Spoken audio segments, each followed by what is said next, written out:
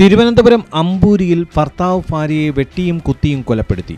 14 മാസമായി പിണങ്ങിക്കഴിഞ്ഞിരുന്ന ഭാര്യ ഇന്ന് ആശുപത്രിയിൽ പോയി മടങ്ങിവരവേ വീട്ടിനു മുന്നിലുള്ള കുരിശടിക്ക് സമീപത്ത് വെച്ചാണ് ഭർത്താവ് ആക്രമിച്ചു കൊലപ്പെടുത്തിയത്. അമ്പൂരി മായം സ്വദേശിനി രാജിയാണ് ഭർത്താവ് മനോജിന്റെ ആക്രമണത്തിൽ മരണമടഞ്ഞത്. പ്രണയിച്ച് വിവാഹം കഴിച്ചിരുന്ന ഇവർ കുടുംബ പ്രശ്നങ്ങളാൽ 14 മാസമായി പിണങ്ങിക്കഴിയുകയായിരുന്നു.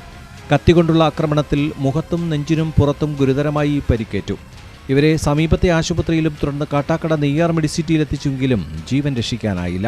അമ്പൂരി മായത്ത് മുൻ ജനപ്രതിനിധിയായ മേരിക്കുട്ടിയുടെയും കുര്യാക്കോസിന്റെയും മകൾ രാജിക്ക് 38 വയസ്സുണ്ട്.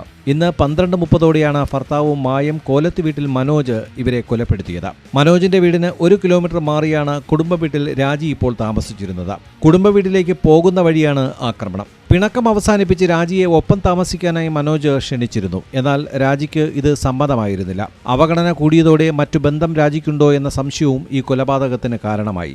2 കുട്ടികളുള്ളതിൽ മകൻ രാജിക്കൊപ്പവും നഴ്സിംഗിന് ബാംഗ്ലൂരിൽ പഠിക്കുന്ന മകൾ നാട്ടിലെത്തുമ്പോൾ മനോജിനൊപ്പമാണ് താമസിക്കുക. മനോജ് ബാർ ജീവനക്കാരനും രാജി സ്വകാര്യ ബാങ്കിലെ ജീവനക്കാരിയുമാണ്.